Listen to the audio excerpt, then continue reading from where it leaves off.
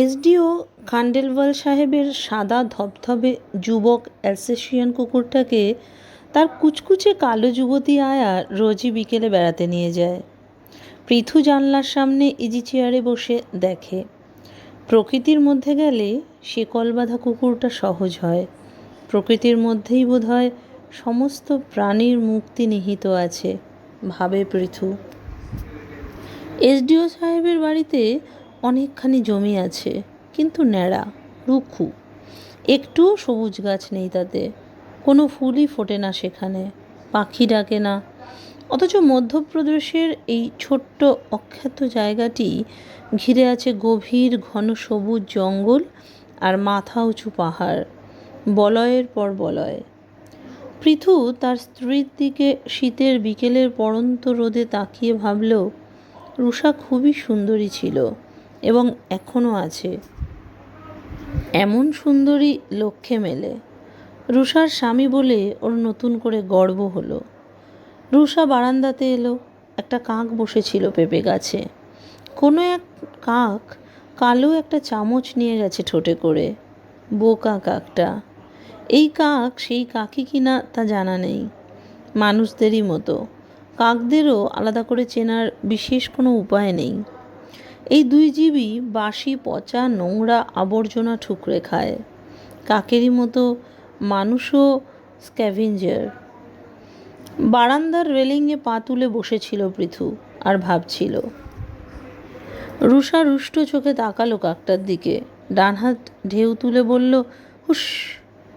ব্যক্তিত্ব সম্পন্ন কাকটা রুষাকে গ্রাহ্য না করে উদাসীনভাবে উড়ে গেল। স্বভাবতই কাকেরা মানুষদের চেয়ে অনেক বেশি উদাসীন। চামচ কাকের খাদ্য নয়। খাদক হয়েও খাদ্য চেনে না বলেই নিয়েছিল। পৃথুর দিকে চোখ পড়তেই বিরক্ত গলায় রুষা বলল, রেলিংয়ে পা তুলে বসে আছো কেন অসভ্যের মতো? এক কথা আর কতবার বলবো? আর পারি না, স্বভাবটা বদলাও। স্বভাব বদলায় চিতাতে গিয়েই। স্বভাব বদলাও বললেই কি আর বদলানো যায়? নিরুচ্চারে বলল পৃথু।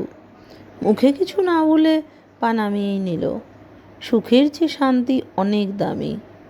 এই সুন্দর কোণে দেখা আলো ছোঁয়ানো সুগন্ধি বিকেলে অনেক কিছুই করা যেত বা যায়, যা সুন্দর। ঝগড়া করতে ইচ্ছে করলো না পৃথুর। এ কি, চায়ের কাপটাও কি নিজে তুলে রাখতে পারো না? পা লেগে যে এক্ষুনি ভাঙতো। তাও কলকাতা থেকে রুবু নিজে সঙ্গে করে নিয়ে এসেছিল বলে। হিটকারির এক্সপোর্ট কোয়ালিটির। তুমি এসবের কি বুঝবে? রুচি থাকতে হয়, বুঝেছ? শখ থাকতে হয়। ভদ্র সমাজে বাসের তুমি একেবারেই অযোগ্য। এসডিও সাহেবের বাড়ির দিকে তাকিয়ে চুপ করে বসে রইল। জবাব দিল না। সব কথার জবাব হয়ও না। মাঝে মাঝেই ভদ্র সমাজে ওর জন্ম, ওর বাস বলে নিজের উপর খুব ঘেন্না হয় পৃথুর। মুখটা নিচু করে পৃথু বলল, আস্তে কথা বলো। এসডিও সাহেব বাড়ি আছেন। যে খুশি থাকুক, আই ডোন্ট কেয়ার। আমি অনেক সহ্য করেছি, আর ভালো লাগে না। ঘরকুনো, কুড়ে, লেথার্জিক পুরুষ মানুষ একটা। পুরুষ না ছাই। সীমা বাড়ি করে ফেলল। কুকু এমনকি নোটনটা পর্যন্ত বাড়ি করে ফেলল ভোপালের মতো জায়গায়। কুর্চির মতো সাধারণ মেয়ে, সেও কি চমৎকার থাকে জবলপুরে। আর আমি সারা জীবন এই জংলি হাটচন্দ্রাতে লাল ধুলো আর চামারটলির শুয়োরদের মধ্যেই কাটাতে হবে বাকি জীবন। কান্না পায় আমার। বিয়ে করেছিলাম বটে, এরকম বিয়ে যেন শত্রুরও না হয়।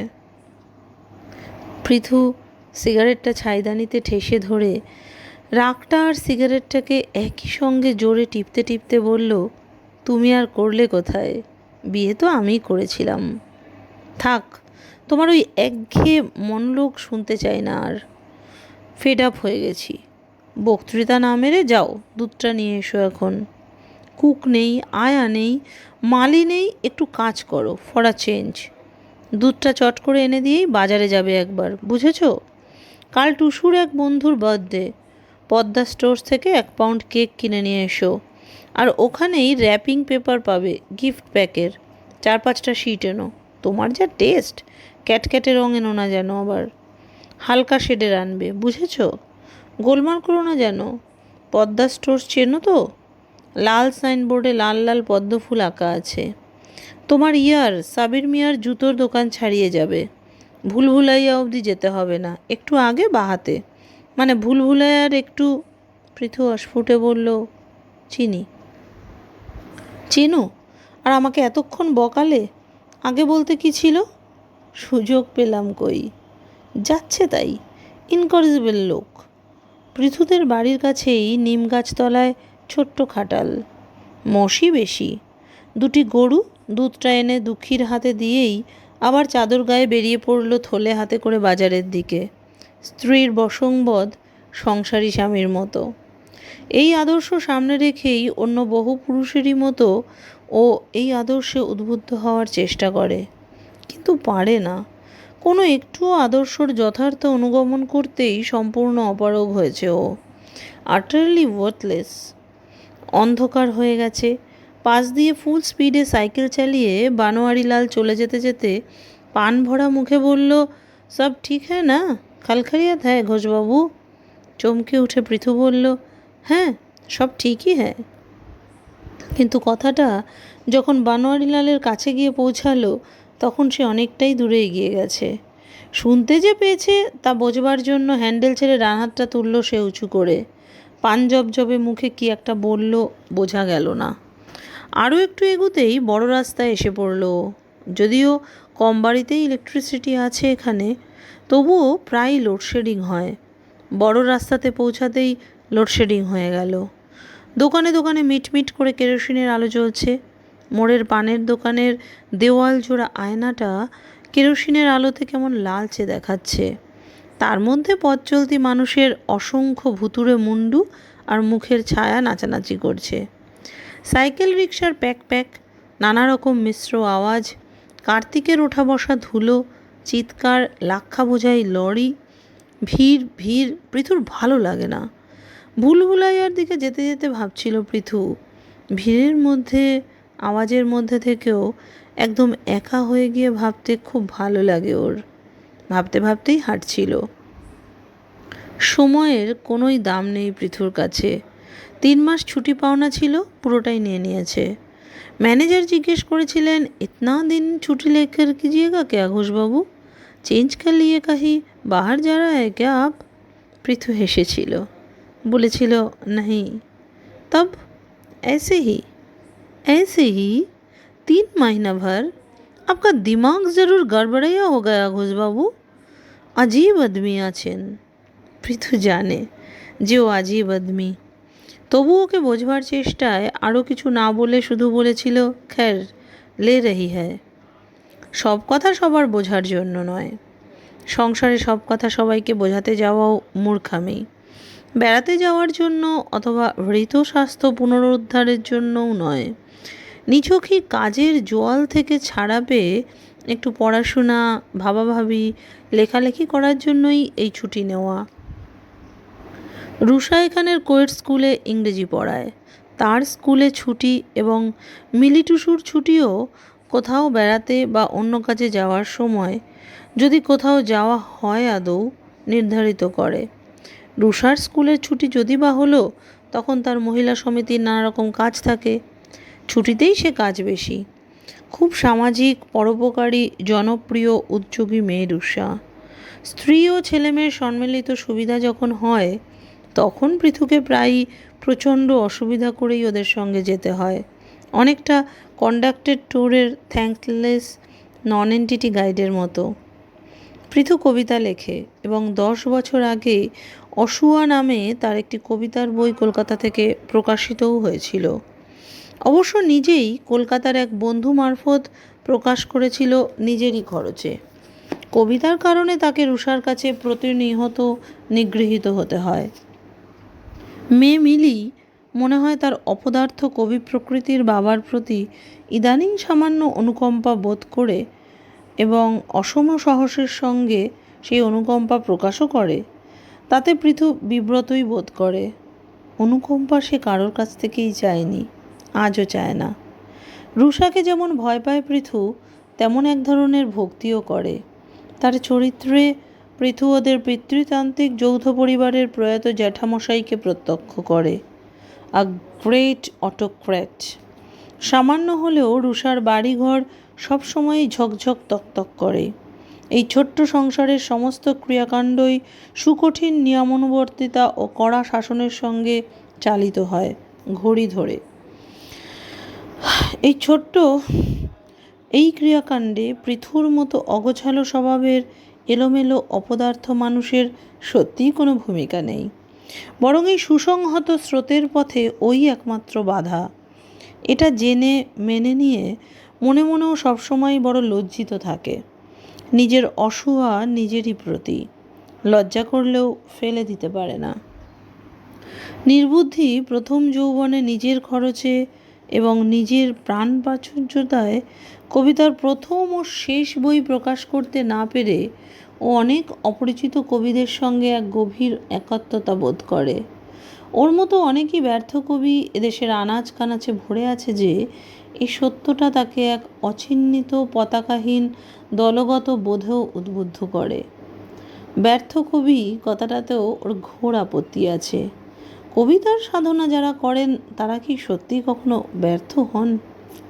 কবিতার সার্থকতা তো কবিতারই মতো, হয়তো ঠিক ততখানি নন। এমন একটা ভাবনার গায়ে পৃথু ওর পুরুষাঙ্গে হাত বোলানোর মতোই অত্যন্ত গোপনে এবং আদরে হাত বোলায়। পৃথুর মনে হয় যে সাফল্য বোধহয় মানুষের সূক্ষ্ম অনুভূতি এবং তীব্র বোধকে প্রায়শই ভোঁতা করে দেয়। গত মাসে কলকাতা থেকে অনেক নামি দামি কবিরা এসেছিলেন হাটচান্দ্রাতে। কবি সম্মেলন। নবনীতা দেবসেনেরও আসার কথা ছিল, অসুস্থতার কারণে আসতে পারেননি। প্রবীণদের মধ্যে নীরেন্দ্রনাথ চক্রবর্তী এসেছিলেন, তরুণতমদের মধ্যে জয়িতা মিত্র। সার্কিট হাউস এবং এখানকার গণ্যমান্য ব্যক্তিদের বাড়িতে ভাগ করে করে মানি অতিথিদের রাখা হয়েছিল। কবি সম্মেলন ছিল দুদিনের। সারা শহরে হই হই পড়ে গিয়েছিল। এতজন বিখ্যাত কবিকে কাছ থেকে দেখা গেলেও মধ্যপ্রদেশের এই জংলি হাটচান্দ্রার কবিতাপ্রিয় মানুষদের এই অশেষ সৌভাগ্য। পৃথুর মতো নগণ্য মানুষেরও তাই। আলাপিত হতে পেরেছিল শুধু দুজনের সঙ্গে। রুষাও গেছিল সম্মেলনে। সুন্দরী, সপ্রতিভ এবং মার্জিত রুচি, নিখুঁত ইংরেজি উচ্চারণের মনোহারিণী রুষাকে ছাড়া হাটচান্দ্রার কোনো অনুষ্ঠানই যেন প্রাণ পায় না। ওই হাটচান্দ্রার ট্র্যাম্প কার্ড। ডিএম, এসপি থেকে শুরু করে এখানে সব কৃতি মানুষরাই রুষার প্রশংসায় পঞ্চমুখ। পুরুষদের চোখে অবশ্য প্রশংসা ছাড়াও অন্য কিছু থাকে, রুষা সেটা জানে এবং সেই অহংবোধটা ও ললিপপের মতো চুষে চুষে তাড়িয়ে তাড়িয়ে খায়। জীবনে যদিও রুষা একটিও বাংলা কবিতা পড়েনি, তবু ওর অটোগ্রাফ খাতায় ও সমস্ত সফল কবির স্বাক্ষরই সংগ্রহ করেছিল। কোনো কবি রুষার সুন্দর মুখে চেয়ে জিজ্ঞেস করতে পারেননি যে সে তাদের কারো একটা কবিতাও পড়েছে কি না। হেসে সাগ্রহে স্বাক্ষর দিয়েছিলেন সকলেই। কবিরা সৌন্দর্যের কদর না করলে কারাই বা করবেন। পৃথুর খুবই ইচ্ছে ছিল একদিন বাড়িতে কবিদের সবাইকে এনে চা খাওয়াবে, বীরজুর দোকানের কালাজামুন আর দহি কচুরির সঙ্গে। কিন্তু রুষা বলেছিল এমন থার্ড ক্লাস বাড়িতে super class oil of famous কবিদের ডাকা যায় না। ও মরে গেলেও নিজেকে এতখানি অসম্মানিত করতে পারবে না। ঠোঁট বেঁকে বিদ্রুপ করে বলেছিল, সাধ্য নেও একখানা, স্বাদ অনেক। পৃথু আহত গলায় বলেছিল, আন্তরিকতার কি কোনো দামই নেই? নেই নেই, আন্তরিকতা একটা অবসলিট ওয়ার্ড, টাইম বার্ড। কবিতা যারা লেখেন তারা সকলেই যে ব্যক্তিগত জীবনে তোমার মতোই লেজে গোবরে ওয়ার্থলেস, আনপ্র্যাকটিক্যাল হন না, তা সাকসেসফুল কবিদের দেখেও না বুঝলে না শিখলে আমার কিছু বলার নেই। তোমার মান সম্মান না থাকতে পারে, কিন্তু আমার আছে। এমন বোকা বোকা শ্যাবি ব্যাপার আমি ঘটতে দেব না প্রাণ থাকতে। স্বদেশে পূজ্যতে রাজা, বিদ্বান সর্বত্র পূজ্যতে। দেখে ভালো লেগেছিল পৃথুর। এ কোথায় চলে এসেছে ও? প্রায় শহর ছাড়িয়ে রাত মোহনার পথের দিকে। ভুলভুলাইয়া তো ফেলে এসেছে অনেকই পিছনে। কোথায় পড়ে রইল লাল লাল পদ্ম ফুল, আঁকা পদ্মা স্টোর্সের সাইনবোর্ড? দোকান সব বন্ধ হয়ে গেছে সাতটাতেই। ইস, বড়ই ভুল হয়ে যায় পৃথুর। আজ কপালে আছে। পৃথু যদি আরেকটি কবিতার বই নিজের খরচে প্রকাশ করতে পারে তাহলে সেই সংকলনের নাম দেবে ভুলভুলাইয়া। আজ রুষার কাছে কপালে আছে। হাটাচন্দ্রার সীমানা ঘিরে ঘুরে ঘুরে বয়ে গেছে সুন্দর বাঞ্জার নদী। অন্যদিকে আছে হ্যালো নদী। এখান থেকে বেশ কিছুটা দূরে গড়ে উঠেছে হিন্দুস্তান কপার কর্পোরেশনের নতুন তামার খনি ও খনি সংলগ্ন বিরাট আধুনিক কারখানা মালাঞ্জখণ্ডে। সাম্প্রতিক অতীতে চালু হওয়া দুরেল মালাঞ্জখণ্ডে এবং মোগাওগাঁয়ে এই হাটাচন্দ্রার শান্ত নিরুদ্বেগ গ্রামগন্ধি জীবনে হঠাৎ আবর্তর সৃষ্টি করেছে। চামারটলির কাছেই ওদের বাড়ি। সেখান থেকে আধ মাইলটা দূরে দুটি ছোট ছোট নদী মিশেছে এসে মোহনার রাতমোহনায়। একটির নাম শাওন, অন্যটির নাম ভাদো। ভাদো নদীটি হঠাৎই বাঁক নিয়ে হামলে পড়েছে গিয়ে শাওনের উপর। কে কবে এদের নাম রেখেছিল জানে না, তবে ছোটবেলা থেকেই শুনে আসছে মোহনাটা দারুণ, রাতমোহনা। বড় বড় শালগাছ আছে কিছু, আর অন্যান্য হরজাই জঙ্গল। একটি পত্রহীন প্রাচীন বাজপড়া শিমুল, সাহেবের মতো তার গায়ের রং। বর্ষায় যে আগাছার ঝাড় জন্মেছিল সমতলে, এখন তা ঘন সবুজ ওড়না জড়িয়ে ঘন সন্নিবিষ্ট নিবিড় হয়ে উঠেছে। বিরাট বিরাট গোলাকৃতি পাথর আছে অনেক, চারধারে ছড়ানো ছিটানো চ্যাটালোও আছে কিছু কিছু। এখন রাত। পৃথু একটি বড় উঁচু পাথরের উপর বসেছিল। মনটা যখন পাগল পাগল করে তখনই ও পালিয়ে আসে এখানে। মাঝে মাঝেই রুষার ব্যবহারে ও নিজের সম্বন্ধে এমনই বীতশ্রদ্ধ হয়ে ওঠে যে কি করবে ভেবে পায় না। পাগলের মনও মাঝে মাঝে পাগল পাগল করে। সেই সব সময় এসে এখানে একা একা ঘন্টার পর ঘন্টা বসে থাকে। মনের মধ্যে টাইট হয়ে গুটিয়ে থাকা স্প্রিংটা ক্রমশ ঢিলে হতে আরম্ভ করে। আস্তে আস্তে মন শান্ত হয়ে এলে একসময় ঘরমুখো গরুর মতো বাড়ির দিকে ফেরে। কোনো মানুষজনেরই যাতায়াত নেই এদিকে। কচ্ছিৎ প্রেমিক প্রেমিকা ছাড়া কেউই আসে না। তারাও জায়গাটা নির্জন বলে দিন মানেই পালায়। শীত যখন জাঁকিয়ে বসে তখন অবশ্য অনেকেই আসে দল বেঁধে চড়া রোদে চড়ুই ভাতি করতে। দিনে দিনে, রাতে কেউই নয়। যখনই ও এমন একা থাকে তখনই পৃথু একটি বড় লেখা লিখবে ভাবে। ওর জীবনের প্রথম ও শেষ উপন্যাস, প্রথম ও শেষ কবিতা গ্রন্থেরই মতো। হয়ে কি উঠবে কখনো? না, বোধ হয় কিছুই হবে না। উপন্যাস লেখা বড়ই পরিশ্রমের, অনেকটাই একা হাতে অট্টালিকা গড়ে তোলার মতো। ও যে শুধু ভাবতেই জানে। পাতার পর পাতাও তো লেখে রোজই, কিন্তু মনে মনে। অক্ষর কাটে, শব্দ ছেড়ে, পংক্তি উধাও করে, প্যারা বানায়, সবই মনে মনে।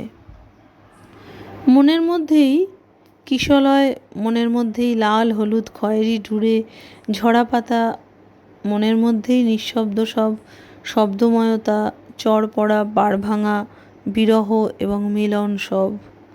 ওর এই আত্মস্থ আত্মজ উপন্যাস কোনোদিনই কালি ও কাগজের সঙ্গে সহাবস্থান করবে না, জানে পৃথু।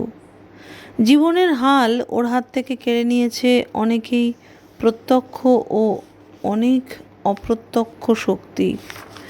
অন্য চালিত, অন্য বহিত, অন্য বাহিত, অতি সাধারণ উদ্দেশ্যহীন সম্পূর্ণ এক বস্তুতান্ত্রিক দিগন্তের দিকেই ভেসে চলেছে তীর বেগে এবং যান্ত্রিকভাবে জীবনের জল কেটে একটি কুৎসিত পানকৌড়ির মতো। থামবার কোনো উপায় নেই। দুপাশে এক মুহূর্তের জন্য তাকানোর অবকাশও নেই। কত নবতৃণদল, কত সর্ষে আর সরগুজার হলুদ ফুলে ভরা সবুজ মাঠ দুদিকে। অড়হর লেগেছে, কুলথি লেগেছে, বাজরা, নদী পাড়ে সতেজ সবুজ টান টান ধান, শান্তির দূতির মতো সাদা মসৃণ ডানার বকেদের নিঃশব্দ ওড়াওড়ি, চিকন নদীর পেলব চরের উপর জলের সহস্র আকুলি বিকুলি আঙুলে আহা কি অসাধারণ স্পন্দন এবং ফুৎকারে উৎসারিত সব সার সার ছবি।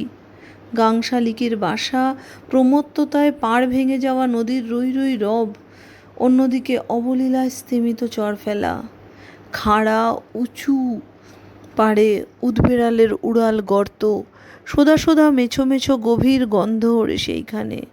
ঝাঁকি দিয়ে মিশে যায় সে গন্ধ জলবাহী ঘূর্ণি হাওয়ার চখাচখির কবষ্ণ আষ্টে গন্ধের সঙ্গে। প্রসন্ন পরিযায়ী পাখিদের মিশ্র স্বরের জলজ কাকলি পৃথুর মনকে উড়িয়ে নিয়ে যায় সুদূরে, শীতার্ত দূর দিগন্ত থেকে দূরতর দিগন্তে, এই গ্রহ থেকে গ্রহান্তরে। বড় কষ্ট পৃথুর বুকের ভিতর। বুক থাকলেই বোধহয় কষ্ট হয়। হৃদয় আক্রান্ত হলেও কি এইরকমই কষ্ট পায় মানুষ? না বোধহয়। সে কষ্ট তো এক চকিত পরিণামের, সে তো তীব্র তাৎক্ষণিক কষ্ট। সে কষ্টর সময় জ্ঞান ভয় পেয়ে চকিতে দৌড়ে পালিয়ে যায় শরীরের বাড়ি ছেড়ে, মুক্তি দেয় মানুষকে সেই তীক্ষ্ণ যন্ত্রণার নখ থেকে। কিন্তু পৃথুর যে যন্ত্রণা সেটা ক্যান্সারাস, 24 ঘন্টাই। ব্যথাটা সবসময়ই গুবড়ে পোকার মতো ফেরে নিজের মধ্যে, অসভ্য শিশুর মতো অনুক্ষণ একঘেয়ে কাঁদে, কুড়ে কুড়ে খায় পৃথুকে। এ ভোঁতা ব্যথা লেপটে থাকে সব সময়, সঙ্গ ছাড়ে না। আশ্বিন চলে গিয়ে কার্তিক এসেছে। শীতটা জাঁকিয়ে পড়তে পড়তেও কি মনে করে থমকে আছে যেন। সন্ধ্যা হয়ে গেছে অনেকক্ষণ। অষ্টমীর চাঁদ উঠেছে, রূপোর জড়ি লেগেছে নদীর গেরুয়া দুধি আঁচলে। বড় সুন্দর দেখাচ্ছে এখন চারপাশ। খুবই ভালো লাগছে পৃথুর। মাঝে মাঝে ওরও ভালো লাগে। ভালো লাগবে বলেই তো আসে। শাওন আর ভাদো নদীতে জল বওয়ার কুলকুলানি শব্দ ভেসে আসছে পৃথুর কানে। কোনো নৌকোর দাঁড় বইবার ছলাক ছলাক শব্দও শুনতে পেল ও। এসব নদীতে নৌকা বাইবার মতো শান্ত জল বছরের এই সামান্য সময়টাতেই একমাত্র থাকে। মধ্যপ্রদেশের নদীগুলো বিশেষ নাব্য নয়। সুন্দরী ব্যক্তিত্ব সম্পন্না নর্মদা এখন কানায় কানায় ভরা। প্রতিটি ছিপছিপে স্বচ্ছতোয়া শাখা নদীতেই সেই সুপুরুষ নদীর নরম আদর লাগে বছরের এই সময়টিতে। নৌকোটা যেন এদিকেই আসছে মনে হলো। বাঁকটা ঘুরল, তারপরেই এগিয়ে আসতে লাগলো, ছলাক ছলাক, ছপ ছপ। একটি পুরুষকণ্ঠ বলল হিন্দিতে, পাথরগুলোর কাছেই নোঙর করা যাক, কি বলো তোমরা? লোকটি হাটচান্দ্রার বাসিন্দা নয় বোধহয়। তার কথায় অন্য কোথাকার যেন টান আছে। সে আবারও বলল, এই রাতের বেলায় মেয়ে ছেলেদের নিয়ে এখানে নোঙর করবে? কি গো মাঝি, তুই কি বলিস রে নাসিরুদ্দিন ভাই? তার চেয়ে চল ভাই, চলেই যাই। হাটচান্দ্রাতে তো এসেই গেছি। ভয় লাগে হে, অচেনা জায়গা, সাপকোপ, সঙ্গে মেয়ে মানুষ। একটা চিকন নারীকণ্ঠ সঙ্গে সঙ্গে প্রায় ধমকের গলায় বলল, ডর ক্যা কাহু मैं? डर कौन चीज़ का? सांप। जरा मैं सांप का डर थोड़ी। গলার স্বর শুনেই পৃথু চমকে উঠল। নৌকাটা থামল। একজন লম্বা মতো লোক কতগুলো হাঁড়ি কুড়ি নিয়ে নামলো নৌকা থেকে। ঠোকাঠুকি লেগে ধাতব শব্দ হলো। নৈশব্দ চমকে গেল। লোকটার তুলে নেওয়া পায়ের চাপে নৌকাটা ছলাৎ করে দুলে উঠল। ওগুলো নামিয়ে রেখে লোকটা এদিক ওদিক কোনো কিছুর খোঁজে হাঁটাহাঁটি করতে লাগলো। বোধহয় উনুন বানাবে, রান্না বান্না করবে এইখানে। পৃথু ভাবলেও এরাও খুব সম্ভব পাগল। মাঝির সঙ্গে দুজন নারী নৌকা থেকে নামলো। রাতমোহনার হাওয়া তাদের গায়ের ইতরের গন্ধে হঠাৎই ভারী হয়ে উঠল। নাক উঁচু করে ইতরগন্ধি কার্তিকের শিশিরের ঘ্রাণ নিল পৃথু। বোধহয় ফিরদৌস। দুই নারীর পরনেই ঘাগরা। একজনের বয়স 30 হবে, আবছা চাঁদের আলোয় ভালো ঠাহর হলো না। অন্যজনের বয়স হবে 25-25, ভরা যৌবন শাওন ভাদু নদীরই মতো ছলবল করছে। মাঝি পৃথুকে পাথরের উপর হঠাৎ দেখে ভূত দেখার মতোই চমকে উঠে বলল, ये सन्नाटा जगह में अकेले बैठ के आप क्या कर रहे हो सेठ? कुछ नहीं, मगर करेंगे क्या, यही तो सोच रहा था। পৃথু বলল। ওর কথাতে মেয়ে দুটি হেসে উঠল। অল্প বয়সী মেয়েটির হাসিতে অসংখ্য বেলোয়ারি চুড়ি ভেঙে গিয়ে কলস ভরার শব্দের সঙ্গে যেন ভেসে গেল রাতমোহনায়। এমন আশ্চর্য কিন্নর কণ্ঠ ও কখনো শোনেনি আগে। সুরলা কণ্ঠস্বর পৃথুকে চিরদিনই অবশ করেছে, সে নারীরই হোক কি পাখিরই হোক। পথের উপর কতবার দাঁড়িয়ে পড়েছে, ফাঁদে পড়া সিঙ্গাল হরিণেরই মতো। জবলপুরের বাইজির গজল বা টপ্পার টুকরো টাকরা চকের চমক মেলানো চোখচিক ঝোলানো বারান্দা থেকে উৎসারিত হয়ে তার কানে হঠাৎই বিঁধে গেছে অচেনা অদেখা শালীন গৃহবধূর হাসির মতো শীষতোলা যৌনগন্ধি স্বর। দ্রুত দৌড়ে যাওয়া গোলাপবালার পায়ের পায়জোরের চকিত সতীচ্ছদ এর দুঃখী দুঃখী স্বর, নর্ম নর্তকীর নৃত্যনতা পাখির মতো উড়াল পায়ের নুপুরের আরোহণ অবরোহণের নিক্ষুণিত সিঞ্জিনী স্বর। সুর আর স্বর পৃথুকে চিরদিনই ঘুরিয়ে মেরেছে, পথ ভুলিয়েছে। কতবার উদাস দুপুরে চিহর চিরিক ঝিলের পাশের ঝাঁটি জঙ্গলে বিরহী কালী তিতিরের গলার দীর্ঘ বিষণ্ণ ছিদ্রিত স্বর শুনে তাকে বুকে তুলে নিয়ে তার কোমল গলায় চুমু খেতে ইচ্ছে করেছে পৃথুর। পৃথু একসময় বাস্তবে ফিরল, যদিও বাস্তবে ওর বাস নয়, তবুও কখনো কখনো সেই অচিন পরবাসায় সে প্রবেশ করে, দ্রুত নিষ্ক্রান্ত হবে বলে। রুষার কাছে থাকলে অবশ্য বাস্তবেই তাকে বাস করতে হয় বেশি সময়ই। পৃথু বলল, তোমরা কারা?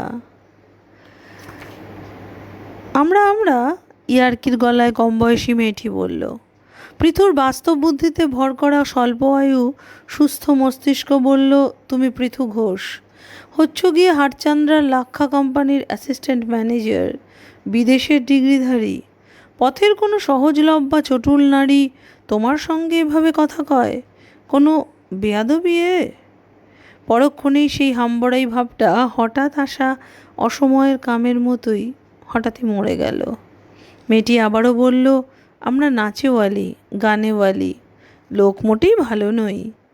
অন্যজন বলল, শেঠকে দেখে মনে হচ্ছে রহিস খানদানের লোক। রহিস টহিস নই, শেঠও নই, আমি অতি সাধারণ লোক, ভালো তো নই। বুঝেছি, তুমি খুব খারাপ। বাড়ি কোথায়? আমার বাড়ি সবখানে। চমকে উঠল পৃথু।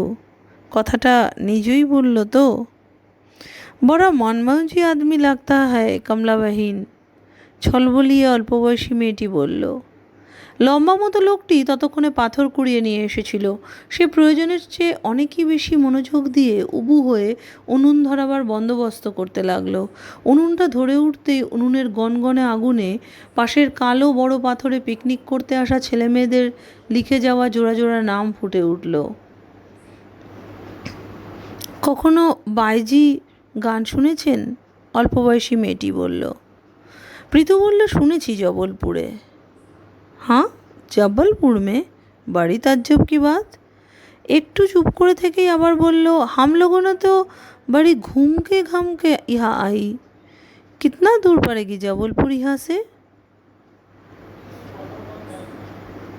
पृथु जवाब देकर আগেই অন্য মেয়েটি বলল, जबलपुर से ये रात जितनी दूर, ये रात से जबलपुर सिर्फ उतना ही दूर पड़ेगी। ছোট মেয়েটি খিলখিল করে হেসে উঠল। বহুত খুব, ইডিয়েট। পৃথুর শরীর ও বোধ ক্রমশই শক্ত হয়ে আসতে লাগলো। সত্যি এমন গলা ও জীবনে শোনেনি। এমন গলার স্বরও কারো হয়? এমন স্বর তো শুধুমাত্র কুরচিরই আছে বলে জানতো। পৃথুর মাথার মধ্যে কি যেন সব গলে টলে যেতে লাগলো।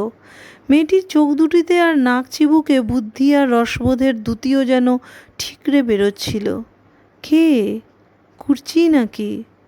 কুর্চি ছদ্মবেশে নদী ভেসে এলো কি? অন্য মেয়েটির দিকে চেয়ে হাসি হাসি মুখে সেই বলল, কমলা বাহিন, দিখা তো সহি, হামারা নাম ভি হ্যায়। বলেই আঙুলে তুলে দেখালো পাথরগুলোর দিকে। পৃথু দেখলো লেখা আছে বিজলি প্লাস পাওয়ান। পৃথু বলল, ও, তোমার নাম তাহলে বিজলি? বিজলি হাসল। কমলা এক দৃষ্টিতে পৃথুকে দেখছিল। ওর চাউনিতে সাপের চাউনির মতো এক ধরনের ঠান্ডা সম্মোহন ছিল। কমলাকে তার বয়সের তুলনায় অনেকই বেশি বড় দেখাচ্ছে পৃথুর মনে হলো। কে জানে, যেমন দেখাচ্ছে তাই তার বয়সের আসল ছবি কিনা। চোখের নিচে কালি। এককালে সেও হয়তো সুন্দরী ছিল বিজলিরই মতো। কমলা বলল, শেঠের নামটা কি? আমি শেঠ নই, পৃথু আমার নাম। বলল, क्या मतलब? क्या बेमतलब का नाम आपका? उस नाम की कोई मतलब ही नहीं, झुट्टो। तारपरेई बोल, बेमतलब का नाम का आदमी भी सब बेकाम ही होता है। बोल कमला बहन, क्यों, खुद चुका बात याद तो होगी, सचमुच ही बेकाम का। बोलेई झुमझुमिर मतो हासलो। পৃথু প্রতিবাদ করে বলল, না না, বেমতলবের নয়, আছে, মানে আছে। ফু, হনেই নেই সাকতা। বলেই আবারও হাসলো বিজলি। পৃথুর বেশ লাগছিল। এই রাত দুপুরে সস্তা আতরের গন্ধ ভরা বাজে বাইজিদের সঙ্গে হঠাৎই মনে হলো সে কী করছে। রুষা ঠিকই বলে, তোমার কোনো সেন্স নেই, ব্যালেন্স নেই, তোমাকে কোথাওই একা ছেড়ে দিতে ভরসা হয় না আমার। কোথায় যে গিয়ে আমার নাম ডুবিয়ে আসবে। তোমাকে কেউই না চিনতে পারে, হারচাঁদ রায় আমাকে তো সকলে চেনে। আমার একটা প্রেস্টিজ আছে, একটা ইমেজ আছে। হঠাৎই কমলা বলে উঠল, তোমার চোখ দুটোতে এত দুঃখ কেন? পৃথু চমকে উঠল। দুঃখ? কই না তো। কাল এক বন্ধুর বাড়ি গেছিলাম, সুরমা লাগিয়ে দিয়েছিল সে। বাড়িতে তেওহার ছিল, সুরমাই লেগে আছে হয়তো। ভালোই বলেছ শেঠ, সুরমা শুধু খুবসুরতিই ধার দেয়, তাও অতি অল্প সময়েরই জন্য। দুঃখী মানুষের চোখের চেহারাটা আমি চিনি, তাদের দুঃখটা চোখের তলায় থাকে না, চোখের একেবারে মনির মধ্যে বাসা বেঁধে থাকে, ঝিনুকের মধ্যে মুক্তোর মতো। আবারও চমকে উঠল পৃথু। বিজলি বলল, কিন্তু দুঃখ যার নেই কমলাবাহিন, সে তো বিলকুল জানোয়ারি হচ্ছে, তাই না? সে কি আদমি? ইনসানকেই তো ক্ষুধা দুঃখ দিয়ে পাঠান। দুঃখ না থাকলে যে কিছুই হয় না বাহিন। নাচ হয় না, গান হয় না, যারা শের লেখে তাদের শেরও আসে না। দুঃখ নিয়ে দুঃখ করে তো একমাত্র বোকারাই। ইনসানা কে লিয়ে দর্দ খুদা কি এক বুজদিল দোয়া। বিজলি পৃথুর একেবারে কাছে চলে এসে সামনে বসল। এমন করে ওর চোখে তাকালো যেন জন্ম জন্মান্ত থেকে পৃথুর সঙ্গেই ওর জানাশোনা, ভালোবাসা।